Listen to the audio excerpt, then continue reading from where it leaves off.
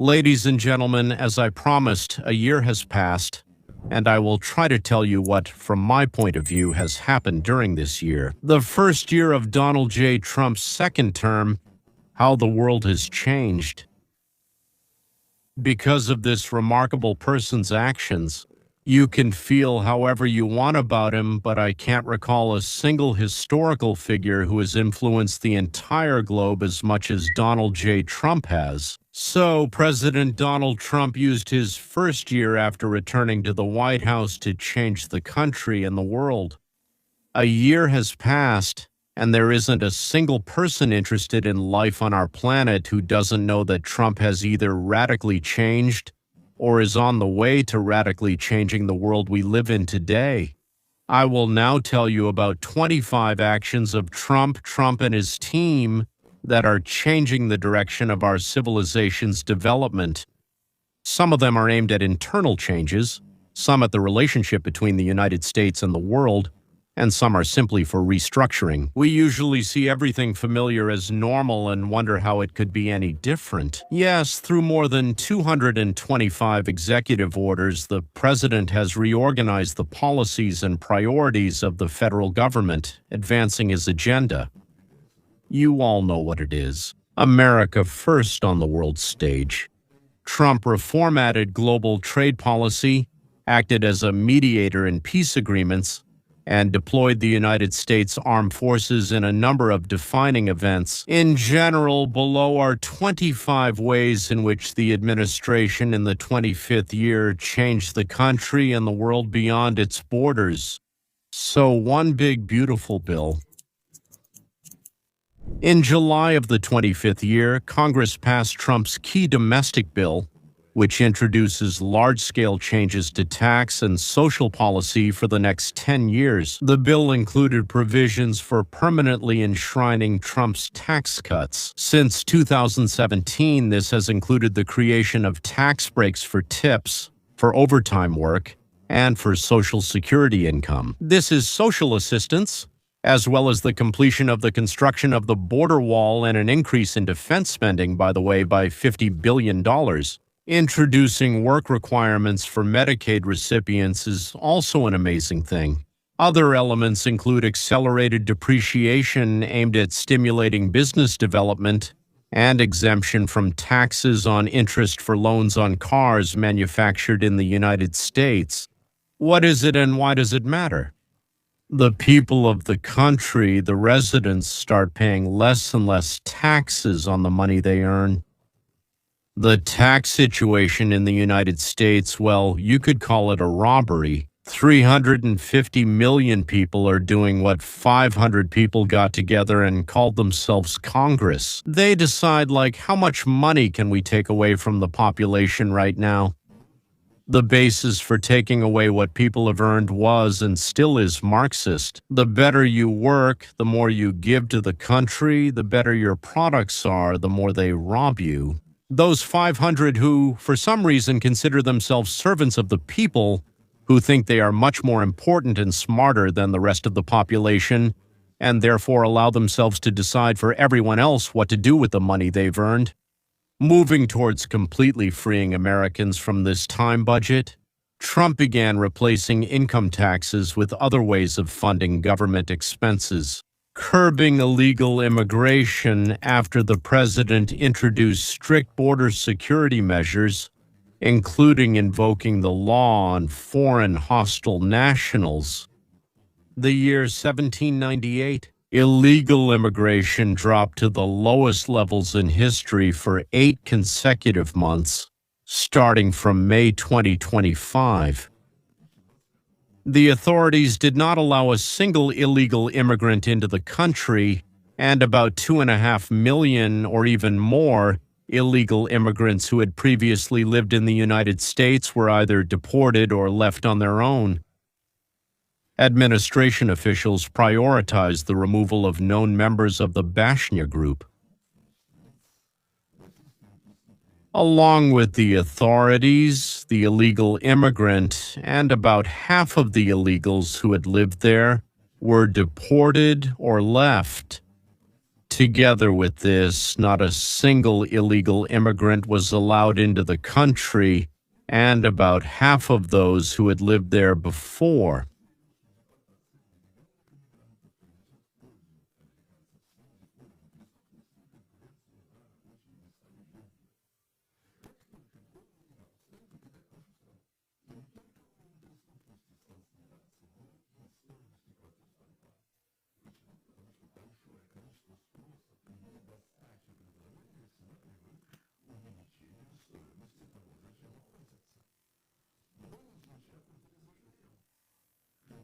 They left. Fewer jobs mean higher wages for workers. At the same time, the authorities did not allow even half of the illegals who had lived there into the country.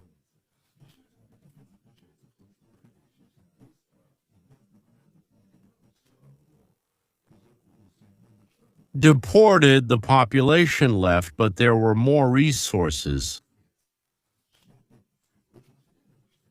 Citizens will now elect members of Congress. At the same time, the authorities allowed in illegal immigrants who had lived there, while others were deported or left.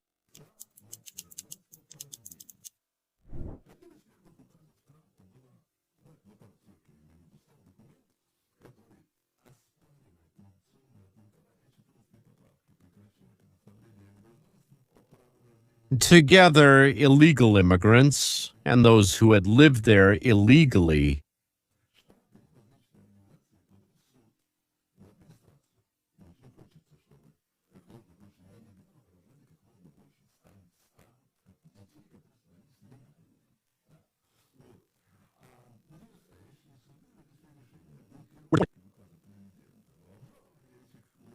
they left before the Supreme Court, which led to a landmark decision that limits the use of nationwide injunctions by courts. This is a positive development, ladies and gentlemen, because the situation that was before. At the same time, the authorities allowed some illegal immigrants who had lived here before to enter the country, but they were eventually deported and left. There is the question of the constitutionality of the constitutional right to citizenship by birth. But I don't know how this will be resolved, at least for now, at this level. At the same time, the authorities did not allow people who had previously lived here and had been deported to enter the country. Those who had left for here, so to speak, women, pregnant women, and for now, men who are pregnant. At the same time, the authorities allowed some illegal immigrants who had lived here, been deported, and left to enter the country.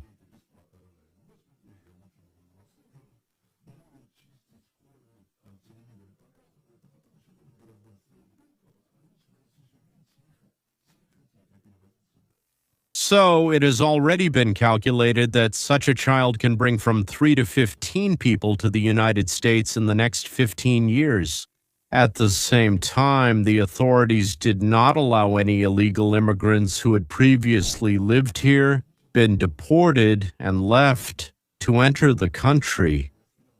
Companies began to hire American citizens more often.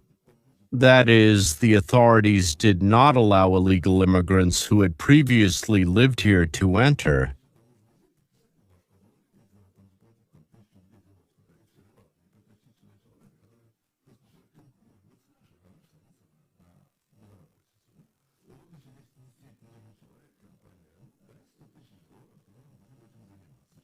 They were deported and left. So there is a new document called the Trump Gold Card, which can be purchased for $1 million for individuals, or I believe $2 million for companies. They allowed those who had previously lived in the country to enter together. The deported ones left, and the sum of $1 million had to be paid up front. The administration also suspended the green card lottery program. Honestly, it's just crazy. At the same time, the authorities did not allow a single illegal immigrant into the country. They left.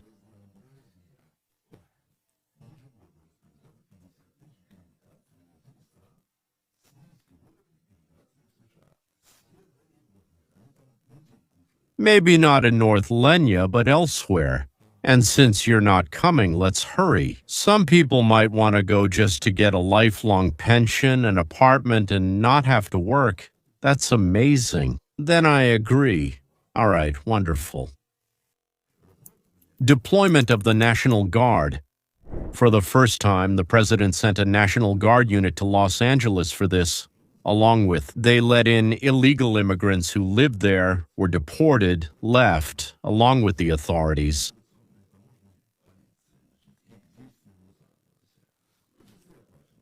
They allowed illegal immigrants who lived in the country to enter.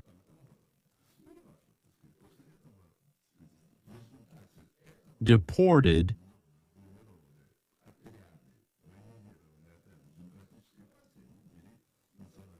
left. Then Trump sent troops to Washington to fight the high level of violent crime in the capital. Subsequent deployments sent guardsmen to Portland, Oregon, Memphis, Tennessee, and Chicago. Along with the authorities, illegal immigrants living in the area were not allowed in. They were deported and left. Later, Trump withdrew the guardsmen from Chicago, Portland, and Los Angeles, along with the authorities. Not the territory of the country, some illegal immigrants were deported and left.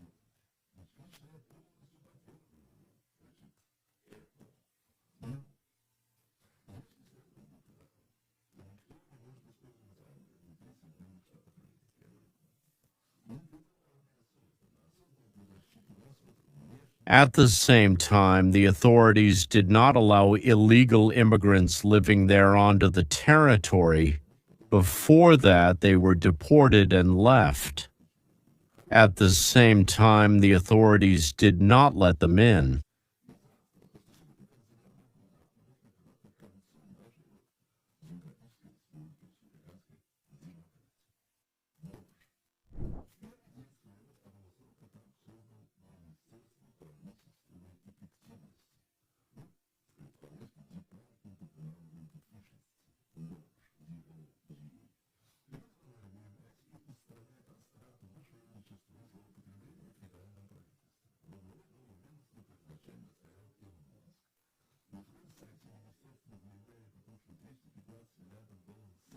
Tax funds saved by terminating contracts, ending lease agreements, eliminating duplicate payments, and stopping fraudulent schemes.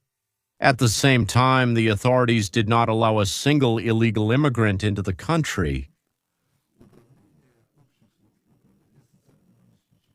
Those who were deported left together, and at the same time, the authorities did not allow a single illegal immigrant who had previously lived there into the country.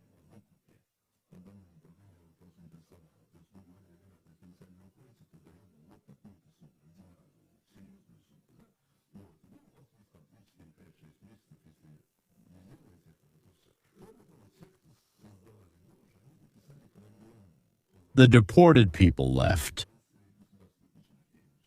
It was difficult, a much more comprehensive program and thorough inspection than even a large group of people could have done, so from my point of view, this is the greatest achievement. At the same time, the authorities did not allow illegal immigrants who were living there to enter the territory.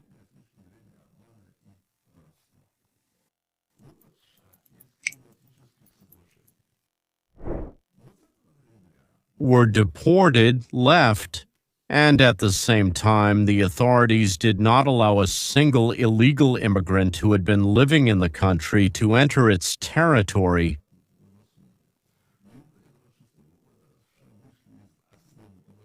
Were deported, left.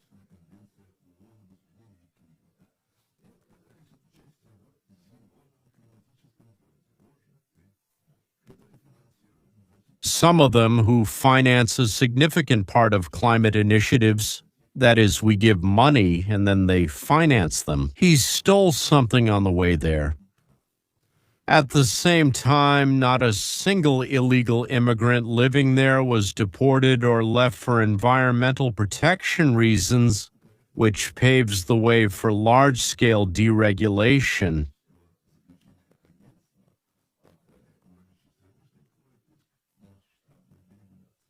About these wind turbines, I want to say the following. Who is the main manufacturer of wind turbines? China? At the same time, the authorities did not allow a single illegal immigrant who had previously lived there to enter the country.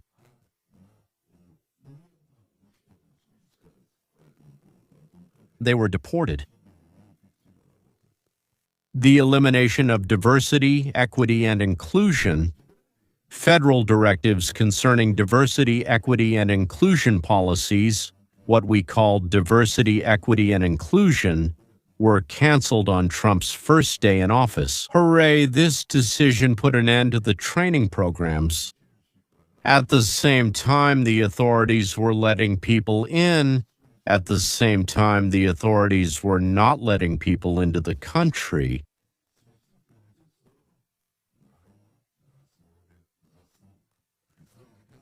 One of the illegal immigrants who lived there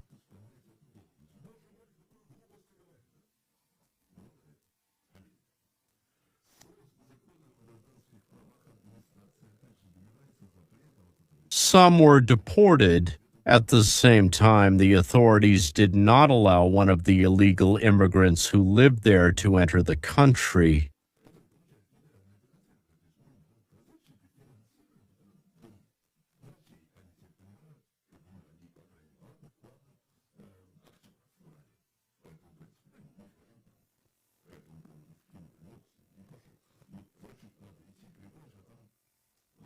Some were deported. At the same time, the authorities allowed illegal immigrants who had lived there before to enter the country.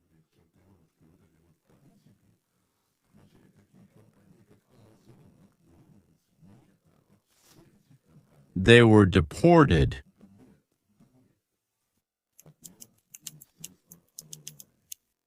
Trump is pushing Congress for the complete elimination of the Department of Education, and Minister Linda Mackman is leading the process of its gradual shutdown. Over half the employees have been fired, and many entered the country with the authorities. Not a single illegal immigrant who lived there before have been deported, have left.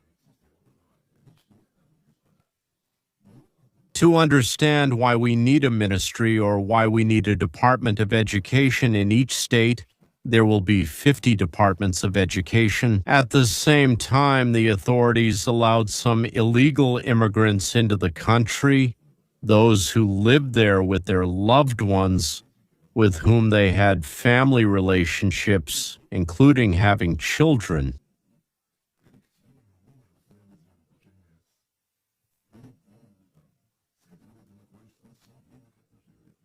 At the same time, the authorities did not allow any illegal immigrants who had lived there into the country, were deported and left.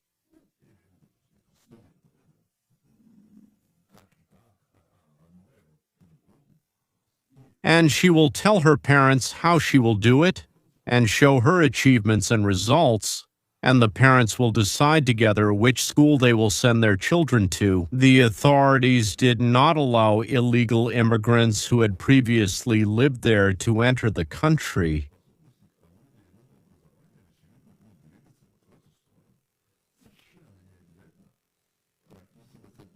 The deported left, and at the same time, only one illegal immigrant who had lived there before was allowed into the country.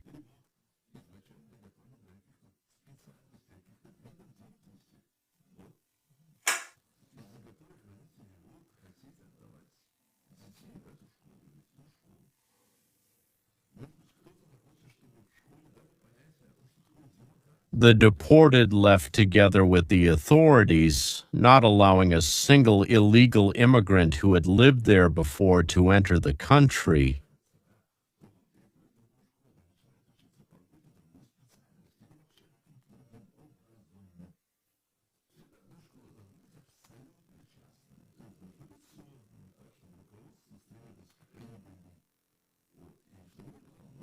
The deported left they studied. The agenda of MACA, the appointment of Robert Kennedy Black, along with the authorities, they allowed one illegal immigrant who lived there into the country.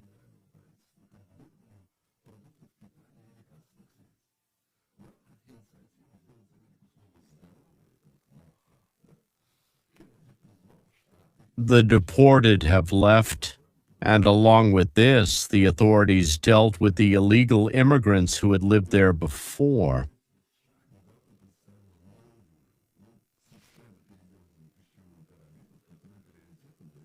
They were deported and left.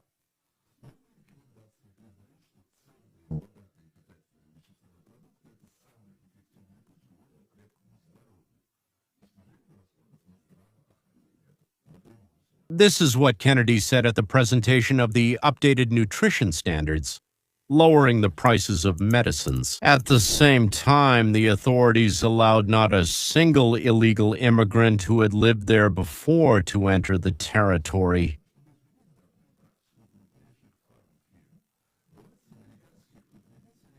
The deported have left.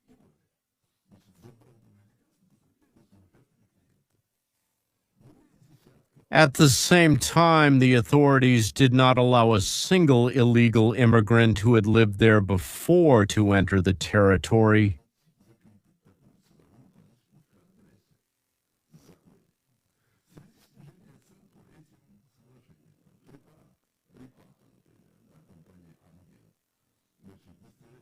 The deported have left. At the same time, the authorities did not allow a single illegal immigrant who had lived there before to enter the country.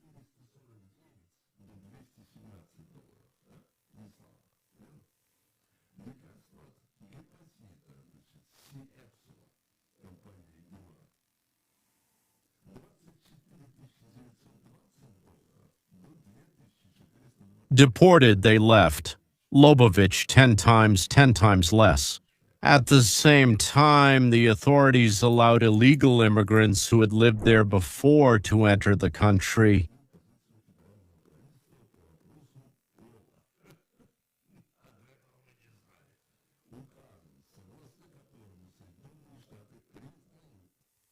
Deported, left, male and female, period. At the same time, the authorities allowed illegal immigrants who had lived there before to enter the country.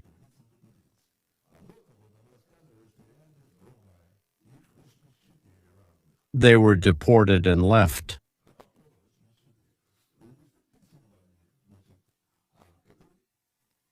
Sanctions for allowing men to compete in the women's swimming team. At the same time, the authorities deported illegal immigrants who had been living in the country, and they left.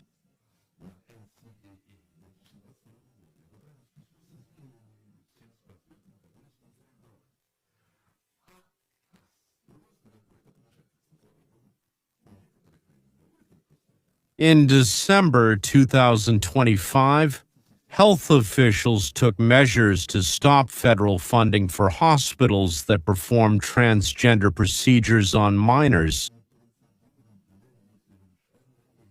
Oh my God, following Trump's policy, more than 20 clinics that offered gender transition procedures have suspended or completely stopped performing such interventions for children. They did this to children. They did this to children. A look at Greenland. In January, Trump intensified his campaign to acquire Greenland for national security purposes, prompting the foreign ministers of Denmark and Greenland to meet at the White House with Vice President Vance and Secretary of State Mark Rubio. The White House stated that buying the island is one of the options for acquiring the island, along with other possibilities, including, or rather not excluding, the use of military force. But Trump, thank God, has already explained that no one is going to attack Greenland. 4 people fired a gun and said that Greenland is ours. They attacked. The leaders of Denmark, Greenland, and the European Union criticized Trump's statement, but they've already settled everything, so to speak. And the president says, guys, and the island is of key importance for the security of both the United States and the Western world. If Russia or China want to take over Greenland, Denmark won't be able to do anything about it, but we, the United States, can. Well, okay, the issue here is kind of settled. Well, not completely settled yet, but it seems like it's more or less resolved. We got a piece, which, as I understand it, at first we wanted to get several pieces, and we'll do whatever we want there. Settlement of global conflicts. Trump threatened to impose tariffs and used economic pressure to promote the settlement of 8 conflicts around the world, some of which had lasted for decades. I know, centuries, between Armenians and Azerbaijanis. He managed to help broker ceasefires, particularly between Congo and Rwanda, Thailand and Cambodia, Armenia and Azerbaijan. The president relied on diplomatic solutions, using tariffs as a negotiation tool, and emphasizing results based on the development of economic opportunities. And it seems that Trump's language is understood by those he talks to. All right, ladies and gentlemen, it's only our closest friends called the European Union who don't understand him, but everyone else seems to get him. The end of the Israel-Hamas conflict. Trump played a key role in brokering the historic peace agreement between Israel and Hamas, known as the 20-point peace plan, which led to the release of Finland. All the remaining hostages held by Hamas, both alive and deceased. Trump called this moment a historic dawn of a new Middle East, noting that it creates an opportunity to pave the way for peace in a region that has been torn by conflict for, ladies and gentlemen, millennia. Why should we ignore this, as they say? It's been millennia. Egypt awarded Trump its highest state honor, the Order of the Nile, and Israel made him the first foreigner to be awarded the Israel Prize. This is the highest civilian award for promoting peace.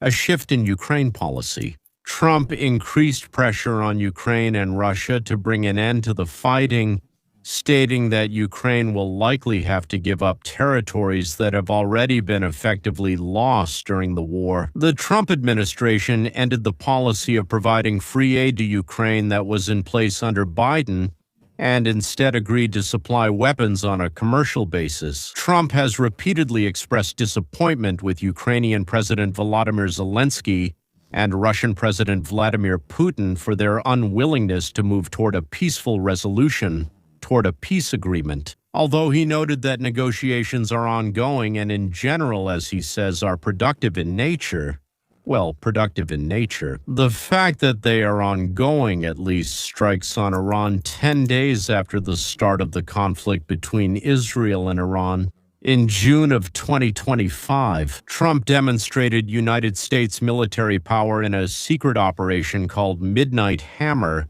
during which Iran's nuclear facilities were destroyed. The fuel enrichment plant in Fordow, located half a mile underground, as well as 2 other facilities, were hit by a group of B-2 bombers that dropped 14 concrete-penetrating bunker bombs and a salvo of missiles launched from submarines. 2 days later, the conflict ended with a ceasefire. Well, now the next phase of this situation is about to begin. Maybe we'll attack again, or maybe the Iranians will just throw up their hands and surrender. Support for Iranian protesters. The harsh crackdown on protests against the Islamic regime in Iran has drawn criticism from the president. Trump has repeatedly expressed support for the protesters, urging them in a post on Truth Social to seize the institution and promising that help is already on the way and help is coming. Human rights groups report Iranian authorities have killed over 2,200 people since the protests began. But on January 16th, the president stated that the regime's decision not to carry out the planned executions of protesters influenced his decision to refrain from new strikes on Iran. I'm not 100% sure about this. I have other information that Israel, Saudi Arabia, and I think the Emirates asked him not to act until all the troops that could ensure a full, total strike on Iran were in place. Not to start, but so to speak, anything is possible. And the second thing is that, from my point of view, significantly more than 10,000 people have been killed. But we only have very official data, 2,200. But it's more than 2,200. But I'm afraid that it's already much, much, much more. The capture of Maduro is one step away, which could become a key element of his foreign policy legacy. Trump gave the order for a daring military operation to capture former Venezuelan leader Nicolás Maduro and his wife from a fortified compound in Caracas. On January 3rd, they were brought to the United States and charged in federal court with several counts, including conspiracy to commit narco-terrorism. Both pleaded not guilty. Naturally, Secretary of State Rubio stated that before the operation, Maduro was repeatedly given the opportunity to avoid such an outcome. In December 25th, the United States recognized the Cartel de los Soles as a foreign terrorist organization and announced that it is led by Maduro, meaning he is the head of a foreign terrorist organization. On January 7th, Rubio said that the United States has a three-stage plan for Venezuela: stabilization, recovery, and a transitional period. Again, I understand what stabilization is, I understand what recovery is, but I still don't understand what the transitional period means. Maybe, for now, the current government will remain in place with the former vice president, now president, at the head, and then there will be a transition to an elected one. I don't know. Anything can happen. The focus on Latin America can still change 28 times. The United States has also concentrated an unprecedented naval group in the Caribbean Sea near Belarus. The first known strike on a ground target was carried out in December of 25, on a facility that was used for loading illegal shipments of oil. As I understand it, or maybe it was drugs, I might be confused here. Most likely it wasn't an oil terminal. It was related to drugs. Since December, American forces have been detaining oil tankers that are trying to bypass sanctions, including by manipulating transponders and sailing under false flags to avoid detection. Trump revived and reinterpreted the Monroe Doctrine. It was first stated in the 19th century, and now we cheerfully call it the Donroe Doctrine, not Monroe-Donroe, as in Donald Trump. By securing the strategic dominance of the United States in the Western Hemisphere, this strategy resulted in strikes against drug boats and the removal of Maduro by United States forces in the second half of the first year of Trump's second term. However, the region was in the focus of the administration from the very beginning. At the beginning of 2025, the president launched a pressure campaign, threatening to take control of the Panama Canal again if Chinese influence was not eliminated from there. In February 2025, Panama announced that it would not renew the cooperation agreement under the Belt and Road Initiative with Beijing. This was a major victory for the United States administration, a significant win in the trade war and a truce with China. Trump imposed two sets of tariffs against China, the so-called fentanyl tariffs. This was due to China's role in supplying chemical precursors to Mexican cartels that smuggled drugs into the United States. Tariffs for Beijing's years of unfair trade practices that harm the American economy. The reciprocal tariffs that were imposed after Liberation Day in April of 25 raised United States tariffs on certain Chinese goods to 245%. 245%. Remember that, right? So after several cycles of escalation and de-escalation, the sides reached a one-year trade truce during the meeting between Trump and the leader of the Communist Party of China That's Xi Jinping. That was in South Korea, but in October 25. As part of the deal, Beijing agreed to resume purchases of American soybeans, allow the export of rare earth elements, and take measures to reduce the flow of fentanyl precursors into the United States. Tariffs and trade deals. The president's broad tariff policy was aimed at rebooting global trade. The return of manufacturing to the United States was intended to compensate, according to American officials, for decades of unfair trade practices against the United States through tariffs. The tariffs imposed on the Day of Liberation became the starting point for trade negotiations with dozens of countries. As a result, agreements were reached with a number of countries, including the United Kingdom, Japan, South Korea, and the European Union. Meanwhile, by the way, the tariffs brought in record revenues, $264 billion. The trade deficit in October of 2025 began to decrease and reached its lowest level in 16 years. The revenues from tariffs could have reduced the national debt, and the president proposed giving citizens checks for $2,000 each from the tariff dividends. Implementing such a measure would require congressional approval. The Supreme Court, however, must decide whether Trump's global tariffs are legal. American officials said that even if they are repealed, the government has other authorities that allow it to continue collecting tariffs.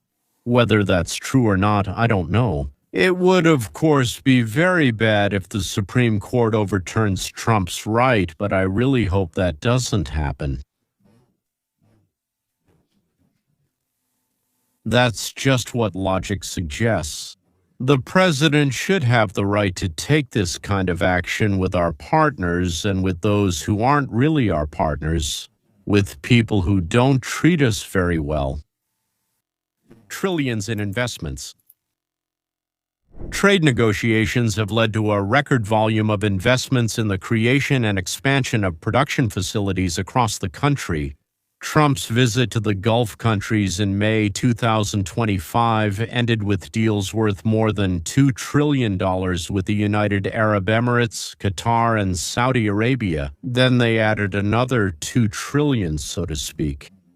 Trade agreements with the United Kingdom, the European Union, Japan, and South Korea brought in more than $2 trillion in purchases and commitments to invest in the United States. In January, the United States and Taiwan announced a $500 billion, half-trillion-dollar deal aimed at bringing semiconductor manufacturing back to the United States. Trump recently stated that the incredible success of tariffs will become the driving force behind the country's economic revival. The closure of United States Agency for International Development. A reform of the federal government structure included the dismantling of the United States Agency for International Development. This is United States Agency for International Development. The Trump administration eliminated about 94% of the agency's contracts, which amounted to approximately $54 billion. Rubio stated that the organization had deviated from its original mission of responsibly advancing United States interests abroad. It had strayed from that. Since December 25th, the United States has signed healthcare agreements with more than a dozen African countries under a new model called the Global Health Strategy America. First of all, SHAPA promised to invest billions of dollars in strengthening the healthcare systems of these countries, and in return, they committed to comparable amounts of co-financing. Ensuring the supply chain of rare earth elements and the recognized threat posed by China's monopoly control over rare earth element processing, the administration has undertaken a number of domestic and foreign investments to create an alternative supply chain for these critical minerals. Rare earth elements are crucial for modern industry, including the production of automobiles, electronics, and weaponry. In July 2025, the Pentagon entered into a landmark partnership with MP Materials, the largest rare earth element producer in the United States, which committed billions of dollars to support the state-backed company and became its largest shareholder. In addition, MP Materials and the Pentagon established a joint venture with the Saudi Arabian state mining company and enterprises to build a rare earth element processing plant in the Gulf countries. So that not everything comes from China, we can't do everything here, so that not everything comes from China. In October 2025, the United States and Australia agreed to invest $3 billion in projects related to rare earth minerals. One of the main ideas of Trump is connected with a complete transformation of the world order in the 20th and 21st centuries. At first, the world was bipolar, when the Soviet Union and the United States practically divided the countries on the globe into two camps. Then, after the end of the Cold War and the collapse of the Union of Soviet Socialist Republics, the world became unipolar, in which the United States began to play the role of a global policeman. For a number of reasons, the United States can no longer act as a policeman and doesn't want to either. Maybe that's right, because by solving others' problems, the United States spends its own resources, money, and even the lives of its citizens. In general, to withdraw into isolation and say that everything happening in the world is none of our business means allowing the world to descend into chaos, with constant wars, killings, and conflicts, well, all over the planet. That's why Trump suggests dividing the planet into 5 or more spheres of influence, and in each sphere finding a major country capable of playing the role of a regional policeman. That way, the United States will have a part of the planet that it will oversee and protect. Large and powerful countries like China, Russia, and Turkey will also have their own regions where they will be responsible for maintaining order. Perhaps Europe will now unite on the right foundation instead of the absurd European Union. Iran, together with the Israelis, if Iran is freed from the Ayatollah, and with the Israelis and Sunnis, they can organize their own, well, let's call it that. A protectorate, at least, will not be left to be plundered by the world, and on the other hand, the world will not be globalist. To have one center controlling all others. Competitive struggle between... There will still be competition between the protectorates. The protectorates will still choose different paths for their development. They will be able to sign contracts, agreements, alliances, and so on with each other. But there won't be a single tyrant who can bend the whole world to his will. I don't know if such a system seems good for the long term or if, like all other systems, it will eventually outlive its usefulness. But at least it's an alternative to the chaos that exists right now. Because right now, chaos is brewing, America is leaving, and who knows what will happen in the regions we liberate. So after all, this isn't a transition to dictatorial rule from a single center. It's possible that this system will lead to humanity not destroying itself. Like when one sick psycho blows up the whole world just to get revenge for, let's say, parents who didn't love him. So, either because of injustice at school or at work, or simply because if he dies, he wants everyone else to die with him. In any case, even without knowing how it will all turn out, Trump can be called one of those people who influence the development of our civilization and who try to solve not only immediate issues, but also global questions and problems of humanity. For internal affairs, it's incredibly important for them that in the elections in 26, the majority in Congress, in the lower house, and even in the upper house, it would be good, yes, if the president's party kept them, if they stayed in their hands. But it's also very important that the people who elect them understand and participate in the reshaping of the world that's happening right now. One way to persuade people to vote for the Republicans is to show how well Republican governance affects the people's standard of living. Another way is to show how bad the opponents are, meaning the Democratic Party of America. If the president's economic team is working to improve well-being, and it's very important to make people feel that prosperity has arrived, then the legal and political teams are also involved. The president's team is working to expose as many crimes of the Democratic Party as possible. And during the election race, which will really start to gain momentum in the summer of this year, to demonstrate the corruption, the priorities of democracy, the Democratic Party, that is, the population of the country, the impact on the country's population. It seems that in the middle of the summer, there will be significant shifts in both of these directions. Many states that began to throw off, "This is ego Yarmo." I wanted to say crap, but it's still a yoke, which still existed in the 25th century and at the beginning of the 26th century. They want to get rid of it because it will inevitably lead to negative results. But if this is introduced, then salaries will grow, inflation will decrease, and most importantly, the number of high-paying jobs in the United States of America would increase. At the same time, the ongoing eviction of illegal immigrants will show the lowest-paid citizens that they have more job opportunities and lower expenses. The whole country will be glued to their TVs, watching as more and more crimes committed by members of the Democratic Party are brought to light, and all this dirty laundry is being aired in front of the whole world. In turn, the Democratic Party is trying in every possible way to prevent the public from learning about the president's achievements, to keep people from feeling that their lives have improved, since they can't have any influence on prices. The Democratic Party will do what it knows how to do, namely constant rallies, riots, murders, and conflicts that happen on the city streets, and it doesn't matter that all these cities are run by Democrats.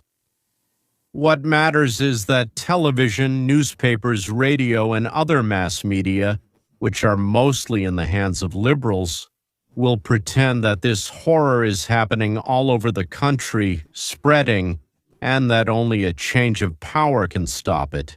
The Republicans, led by Trump, are doing everything they can to show what changes are happening and how they are positively affecting the lives of Americans. And the Democratic Party will do everything it can to arrange something so that Americans feel their lives have gotten better. That is, the Republicans will be playing to raise the stakes, while the Democrats, I'm afraid, will be playing to lower them. The headquarters for combating the improvement of life, what a great name I came up with. The headquarters for combating the improvement of life of the Democratic Party of America is working perfectly, and this is probably one of the few things that works well for the Democratic Party. They are also very good at robbing the people, the taxpayers, and diverting money from the state into party pockets. In the same way, the Communist Party of the Soviet Union had huge funds called party money, and undoubtedly the Democratic Party also has party money stashed away somewhere. Just try to get your hands on it. But of course, the Democratic Party has much more of it than the Communist Party of the Soviet Union ever had. Actually, gentlemen, the new year is beginning, and with it, the struggle. A struggle of some for things to get better in America, and others for things to get worse in America. Can you guess who is planning to do what? Well, that's basically the story of the first year, a story about intentions and goals. If it was a bit dry, I apologize. I was just trying to cover as much as I could. Don't forget to like, subscribe, and comments are always welcome too, because that's how we know what you, ladies and gentlemen, think. And that's exactly why we make these shows, gather materials, process them, and create these episodes. We want you to think. Most people who listen to me usually think, but some don't, or are just passing by. I don't know, because childhood shows were much higher quality than now. The average mainstream show about what's happening in the world. That's all. Goodbye and see you next time.